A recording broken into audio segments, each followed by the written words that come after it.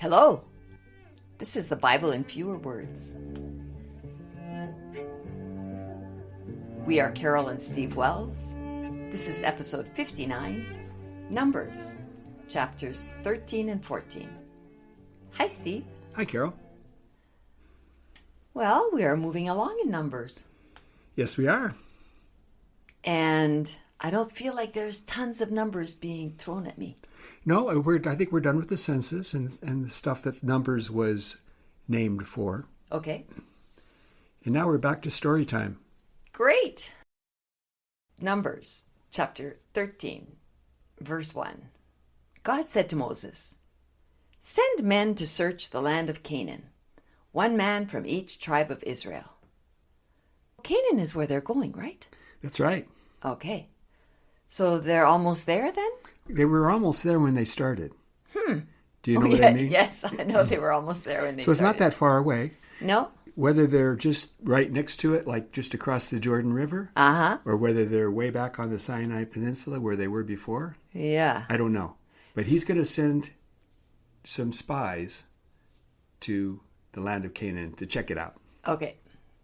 So Moses sent 12 men, one from each tribe, to spy on the land of Canaan, with these instructions: see the land, find out who dwells there, and if they are strong or weak, few or many.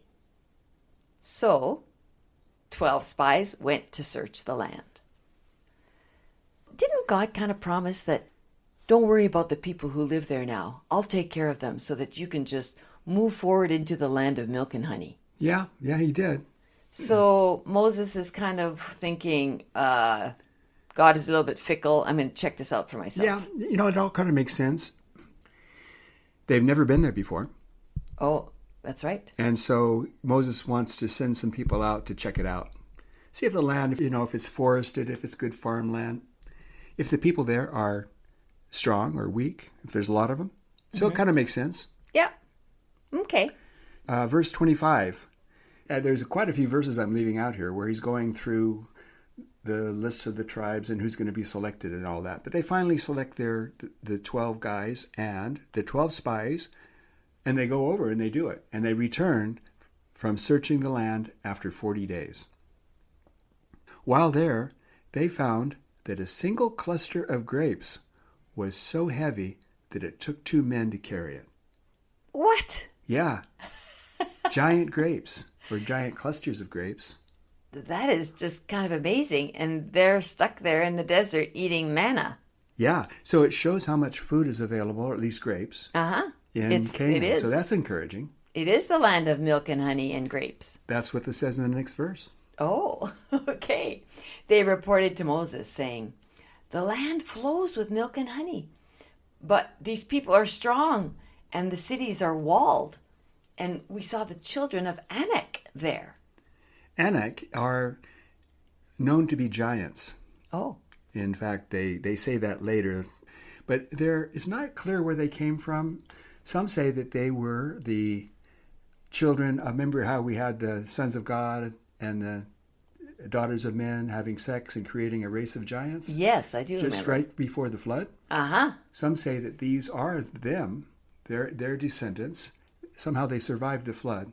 And that's pretty amazing. And they're there in the land of Canaan. Oh. So that's one theory. If I had that report come back to me, I'd say, uh-oh. Yeah, I think that's what the people are going to say. Okay. But Caleb, who was one of the spies, said, "Let's go possess the land. We can do it." The other spies said, "We won't be able to fight against them. They are giants and stronger than us. We are like grasshoppers to them." They are going to have to be very big guys. Yes, they're going to have to be very clever if they can conquer them. Yeah. After hearing the spies' report, the people wept all night, saying, "We wish to God that we had died in Egypt or in the wilderness." Why did God bring us into this land where we'll die by the sword and our children will be preyed upon? Let's choose a captain and return to Egypt. That sounds like a wise idea. Yeah. And I noticed that it only took the spies 40 days to go there, survey the situation, and come back. So they're really just 20 days away from Canaan. Right. Moses and Aaron fell on their faces. I love it when they do that. Yeah. While Joshua and Caleb rent their clothes and said, "The land is exceedingly good. Don't rebel against God. God is with us. Don't fear the people or the land." The people wanted to stone Joshua and Caleb, but the glory of the Lord appeared to them. I guess that stopped them. And the glory of the Lord again. Verse 11. God said to Moses, "How long will these people provoke me? I'll kill them all with a pestilence and make from you new people, stronger than them." All right, so God has been hearing everything the people are saying. Oh, yeah. And all the reports and right. everything. He's had enough. He's fed up. Uh-huh. But wouldn't he say, "Listen, I've already told you, I take care of those people there." Well, whatever. He's had enough. He wants to kill them all. And he's going to start a new bunch of people from Moses. Even though Moses is at least 80 years old. Yes. And he only got 2 kids so far. And so I don't know how he's going to get started with a new family to start a new nation. But somehow God's going to create a new nation just from Moses. Uh-huh. After he kills everybody. No wonder Moses didn't want this job. Moses said to God, "If you kill them, the Egyptians will hear about it. Then they'll tell everyone, and everyone will say, 'He wasn't able to bring his people to the promised land, so he killed them in the wilderness.'" What will the neighbors say? What will the neighbors say? Those Egyptians that kind of were wiped out pretty well when they left. And this is a repeat. We've had this before. Where God wanted to kill everyone, and Moses said, "No, don't do it." Then what will the Egyptians say? Yeah, God often wants to It worked before. Yeah, kill people because he's upset. "You are long-suffering, merciful and forgiving, punishing children for what their fathers did 3 and 4 generations before they existed. Pardon the people according to your mercy." You know, Moses, for a guy who doesn't speak very well, he's speaking pretty well here. Yeah, except for, of course, that makes no sense, right? No. You're merciful, punishing children for what their great-grandfathers did. But anyway, he talked him out of it because then God says to Moses, "Okay, I'll pardon them as you've asked. But they've all seen my glory and my miracles and yet have tempted me 10 times and haven't obeyed me. So they won't see the promised land." What? Yeah. God took them out of Egypt to bring them to the promised land, and now he's going to kill them before none they of them get are going to make it. Except for Caleb, he says, "I'll let him see it, and his seed possess it." I can't believe that. I think he also means Joshua, but he doesn't name Joshua. But the 2 heroes, the 2 dishonest spies. The 2 who said, "Oh, it's okay, we It'll can be do easy. this." Yeah, no problem. 27. "How long will I put up with this evil congregation? I've heard their murmurings against me." Again, he's like starting to have doubts, thinking he's going to try to kill them. I sense that about God. Yeah. "Say to them, I've heard with my ears what you said." God has ears. Yeah. He needs to use some Q-tips. "All of you who are 20 years old and older will die in the wilderness for murmuring against me. None of you will survive except for Caleb and Joshua." Okay, what I don't get here is if they're all going to die. Yeah. Who's going to fight the giants? Well, they have kids. In Canaan. The kids. The kids. Okay. We've still got a ways to go. It's going to be a long time. But all of the people that left Egypt are going to die on the way they get there. But their kids are going to go with Joshua and Caleb to the promised land. It's quite an army they're going to have there. It's a wonderful plan. "I'll let your children into the land which you have despised, but your dead bodies will fall in this wilderness. Your children will wander in the wilderness 40 years.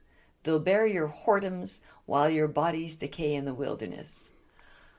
Jeepers. So he's still talking about 40 years. Like, we don't even know how far into the 40 years we are. This is kind of telling us we're not very far into it. No. You're all going to die. It's going to take a while. I'm going to slowly kill you.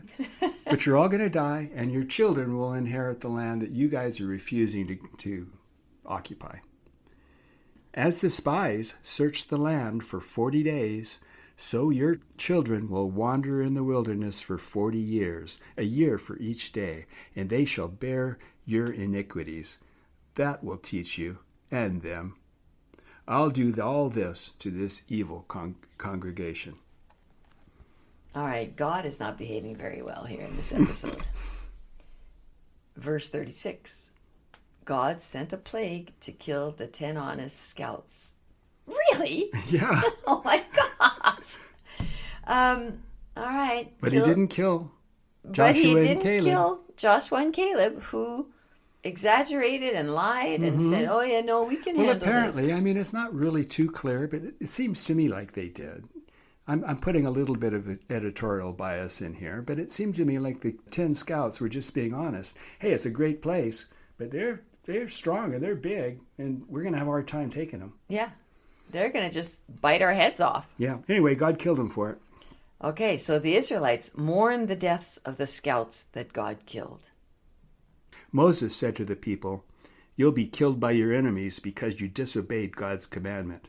The Amalekites and Canaanites will kill you with the sword because you turned away from God, so God will not be with you."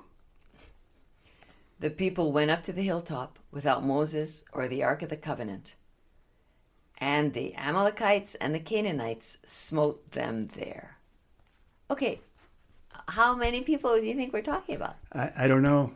I don't know, and I'm not even sure whether I counted this in I have a list of God's killings. This one might have escaped me. I have to check and see. Because it sounds like they went up on the hill and God kind of invited the Amalekites and Canaanites to kill them there. Yes. And how many of them? There's millions of them, so I don't know how many actually got killed here, but I suppose some people must have got killed because that's what they got smoked there. Yeah, smoting. Yeah, that's the end of this little episode. Pretty bizarre stuff, huh? Yes, God needs to just calm down. Yeah, I think they have medication for his problem. Yes. Okay, well, I need to take a nap after that one. I think so. Wipe that out of my consciousness. Okay, thanks, Steve. Bye-bye. Bye-bye.